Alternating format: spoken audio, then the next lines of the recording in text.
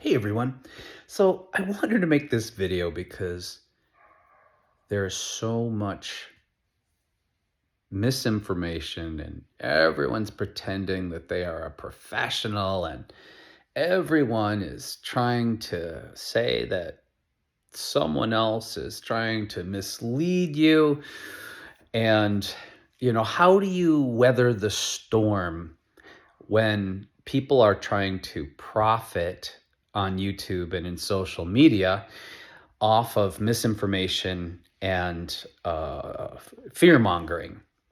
In this video, I want to talk about the vegan vegetarian thing versus the carnivore thing because everyone feels like you have to pick a side.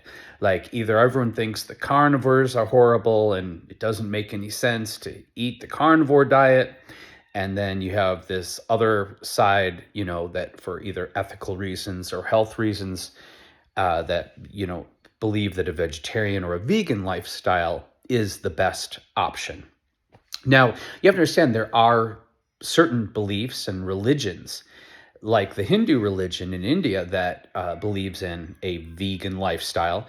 And so, because they've been doing this for thousands of years, there's a lot more statistical data out there in regards to the health effects of eating less meat or no meat at all, or a high quality protein, for instance, like the Japanese, whose main source of protein comes from fish.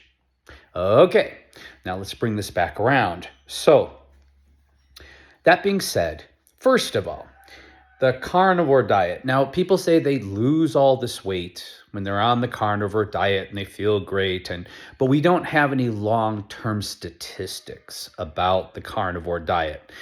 And I have vegan friends that aren't the healthiest people for sure, and I worry about them that they are not getting what they need in their diet. Look at your teeth. If we look at our teeth, most of your teeth are straight. Straight teeth are herbivorous teeth. They're for herbivores, which means we eating plants.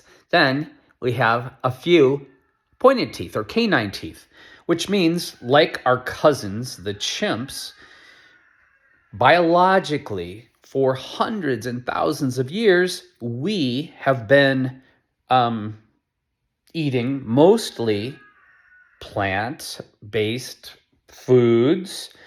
We've been wandering and grazing and eating fruits and vegetables and foliage with some protein, meaning occasionally a chimp or humans would hunt to get the meat, especially because they could preserve the meat to get us through times that we didn't have access to the plants and the fruits and the nuts that are available in spring and summertime, unless you lived in a jungle.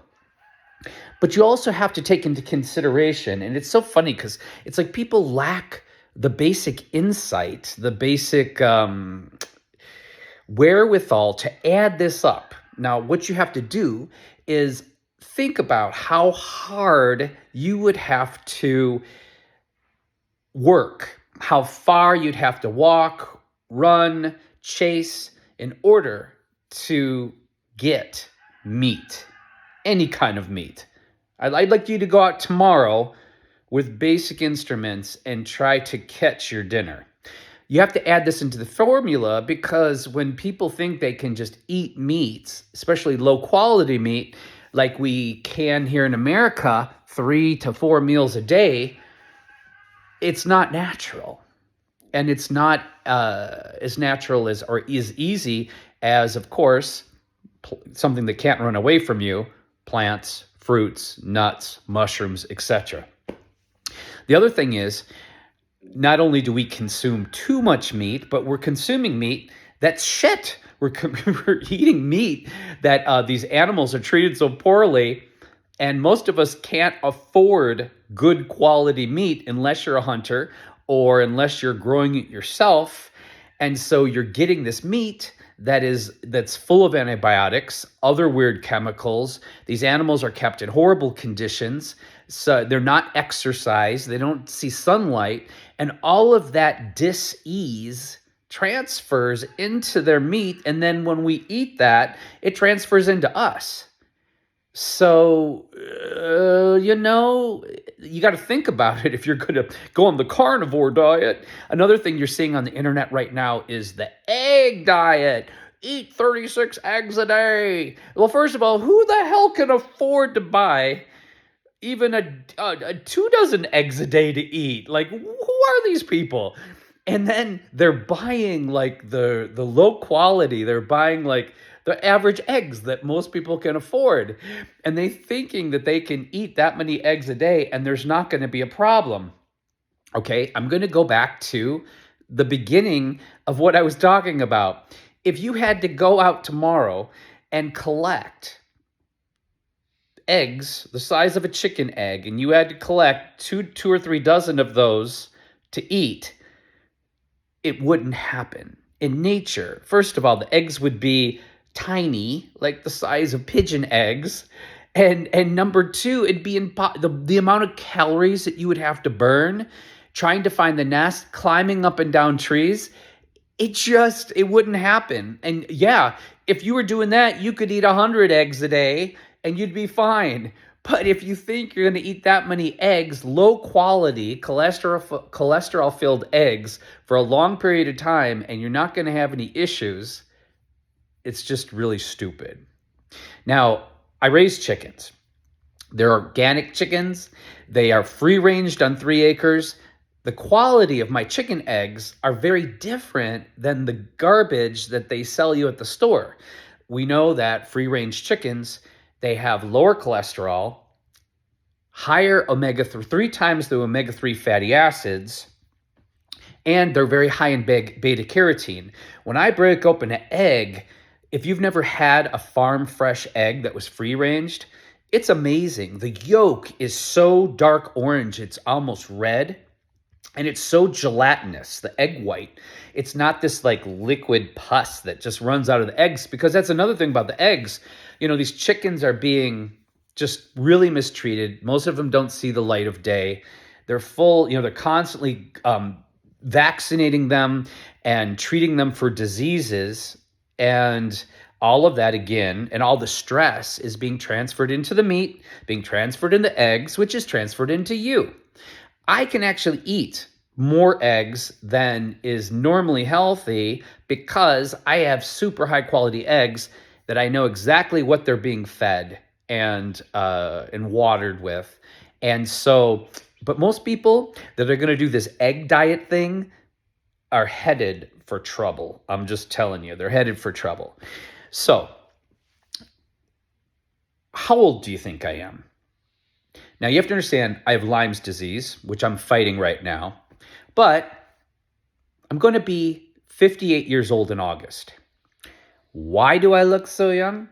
Why do I have a perfect body weight and I'm in great shape? Well, because it's really simple, kids. On days that I work really hard here on the property, I eat pretty much what I want to. I eat high calorie because my body needs that, and I've burned the calories and my muscles need it. But on the days that I'm sedentary, that I'm not doing the hard work, I will eat less meat to no meat, less protein, and I will eat more of plant-based protein, more vegetables, more salads, more nuts, and things like that. And this is how I regulate my body weight. I go to these parties and here's all these kids are only in their like late 20s to 40 years old. And everyone's fat. Everyone's got the paunch, especially the men. And I'm just thinking, oh my God, if you're dealing with that at your age, by the time you hit my age, you're going to be dead. I mean, it's like the first generation that is going to die young, not from starvation, but by obesity and by poor choices in what they're eating. And it's tragic and it's unnecessary. Of course, I'm a disciplined person, and most people aren't disciplined. But things I avoid: processed sugar, for the most part. Occasionally, yes, I'm going to have like a great piece of cheesecake or some dark chocolate or something like that. Or I'll get my sugar in cocktails or beer. But for the most part, I avoid processed sugar, white sugar. I avoid white flour when I can. So I try to stick with whole grains. Um, yeah, anything that's got weird coloring in it. Now they're starting to make the dyes illegal that they're putting in our foods, but I already knew that. Everyone, all I have to do is read the package, look it up online, and see that if it's a weird color, red dye this, blue lake dye that, yellow this. They're all carcinogens, and they're through all the low quality foods and beverages. If it's a weird color and that color doesn't come from something natural, it's poison. It's even in our toothpaste, our shampoos. FDA what? FDA who? Yeah, whatever FDA. But the thing is, no excuses. You got to take care of yourself. And this is a thing that really perplexes me. If I gave you a jar of this weird purple liquid, blue liquid, and said, hey, pour this into your car, your gasoline tank, you'd be like, well, what's in this? But most people don't have enough self-love or self-respect to treat their body with the same dignity or concern that they would their automobile. They'll just eat anything. They don't even look. My spouse and I are constantly fighting. They refuse to read the labels of things, constantly bringing home stuff with cancer-causing chemicals, corn syrup, garbage, and more garbage, too much salt, too much sugar. Like, I didn't stay this healthy and vibrant by being lazy and by being complacent. And I will just throw it in the garbage. I'll throw it in the garbage. I refuse. We're already surrounded by enough stress and enough toxins without trying to avoid them. You know, that's why cancer rates are so high and all these other new mysterious illnesses, these autoimmune diseases and the chronic fatigue and the fibromyalgia. They don't even know where the heck that's coming from, but I'm guessing it's going to be connected to microplastics and forever chemicals. So, a recap. My philosophy has always been not just to eat fresh food, but living food when you can. Now, I know it's a luxury and it's a discipline in itself to be able to grow your own food. But I've always somehow did it. No matter where I lived, the little tiny space along the driveway became a garden. Flower pots became gardens. I really always worked hard because I believe, for hundreds and thousands of years, that's what we did all day. We walked around eating and walking and eating and walking. And when you're eating living food, those cells are still moving through the plant. It's alive. That has to have some type of quantitative, high quality nature to it that brings life into the body and heals the body instead of just filling it. And that's one of my concepts too, is like when I look at food, of course you have your comfort foods and the time that I just want a big messy burger on a sesame seed bun. And when I'm craving something, I eat it. I don't deny myself anything, but that's a treat. It's a treat. It's not an everyday thing. Like how people treat fast food. And now, before, you could say, okay, well, people eat fast food because it's cheap. And, if they're poor, the working poor, they don't have time, that's just, it's, they're caught in the wheel. But now fast food has gotten so expensive. It's crazy. Have you driven through a Taco Bell or a McDonald's and ordered just your regular garbage? And then they're like $29.59. You're like, what? For Taco Bell? So there's no excuse anymore. Like, why poison yourselves with garbage, overpriced garbage, when you could just maybe put a little effort into driving to Whole Foods or whatever your local resource is and getting some food that's actually going to, for the same price, that's going to keep you from getting diseased, from keeping you from prematurely aging. And that's another thing I'm seeing with the younger generation is this horrific premature aging, and they don't get it. They really don't get it. And it's sad. It's sad because if they're looking that bad and they're having these issues, in their mid 20s to 40, by the time they're my age, they're going to be expensive. And what I mean by that is what people don't realize is that health and obesity is a national concern because people in poor health can't work. And if they can work, they're not working well because they're suffering. They hurt and their minds aren't clear. Their minds aren't sharp. It's all of our problems. It's not just a personal choice. Like versus everyone trying to get in everyone's bedroom and make those choices for them. This is an actual real concern because if you look at the statistics, how many disabled people can we have before something gives? And a lot of people are disabled because of dietary choices that lead to disease. It's not a judgment. It's fact. So, should you be a vegan? Should you be a carnivore? Think about it. Think about how many hundreds and thousands of years it took humans to get to where we are now. Think about how many calories you would have to burn or what you would have to do to obtain whatever that thing is that you are consuming. Think about how often you would have access in nature to that thing that you're eating on a daily basis, especially when you're looking at sugar and salt. And suddenly, a big light bulb will go off about why you're not feeling well, why you're struggling with weight, and what you can do to change it. Because we've only been able to access these extreme amounts of easy, quick calories, high fat, high sodium, high sugar. It doesn't exist out in nature. We've only been able to access these things with just walking up and down, doing, maybe 300 steps at the grocery store, maybe 500 for the last 50 years, I think, or less.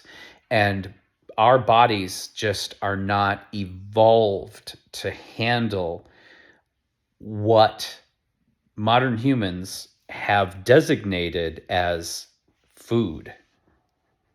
And this food and our addiction, and often we learn these bad food habits as children. So my parents were both alcoholic and obese. My mother died around my age, actually, because she sat in a chair and smoked cigarettes and drank liters of Pepsi Cola and tons of carbohydrates and sugar and red meats, and she died very young of congestive heart failure. My father was diabetic. He struggled with obesity, and all these things could have been avoided. So it doesn't matter how you were raised and the food you were raised on, because just because someone else did it, sometimes that example is an example of what not to do instead of what to do. Tradition isn't, if a tradition is killing you, then it's not logical, it's not viable, and you need to make your own traditions. And we also have to change with knowledge. Back in the day, women smoked cigarettes when they're pregnant and drank. There was a time that people didn't know that cigarettes were unhealthy for us. But now we know that vaping, cigarettes, alcohol, high amounts of sugar, we know all of this kills us. And so if you're making that choice, you really have to ask yourself, do I like me? Like, do I love me? Do I cherish this life that was given to me? Because that's what it comes down to. I have high self-esteem. I had to work really hard at finding success, getting out into the world. And for years, I didn't have health insurance. So to me, getting sick was a luxury. So that meant I couldn't get fat. I couldn't get sick. I had to take care of myself because no one was going to take care of me. I didn't have family. I didn't have friends. I didn't have the education. I had to keep it together. And this is what set the precedence for me to care for my health and to educate myself on what worked best for me in regards to what I ate. And I think I've done pretty damn well. So you have to think about this stuff. If you have a relationship with food that is hurting you, and you're in some kind of like, I'm fat and I'm beautiful. Well, okay, whatever cognitive dissonance you formed around something that's going to kill you is something that you got to address, because the fact is it's killing you. Smoking is killing you. If you're smoking, there's some part of yourself that hates yourself. If you're doing something and you know it's bad for you and you're doing it anyways, you're either dealing with addiction or you're dealing with some deep-rooted self-hate. It's as simple as that. Simple as that. So you got to deal with that. You got to deal with everything. That's what life's about. It's about learning, adapting, growing, changing. That's what brings self-esteem, success, and actual knowledge and wisdom. So that's it. That is my take on extreme diets and how I stay healthy and young, even with the challenges I've had. And I think what I'm saying is very fair and very logical. So leave your comments below. I'm sure there's going to be some interesting ones. And any questions you have, as long as they're fair and intelligent, I'm one of those few YouTubers who will actually respond to your comment. Nothing burns me more than, like, 99% of the time in the comments, I will ask a YouTuber a question about some content they have in their video and they never respond. That drives me crazy. I feel like if you're going to be on YouTube, it's part of your job. It's your responsibility to follow through with your content. But, I expect too much from people. Okay, take care of yourselves and take care of each other, because actually how we treat each other on the streets, that's our ultimate reality. Bye.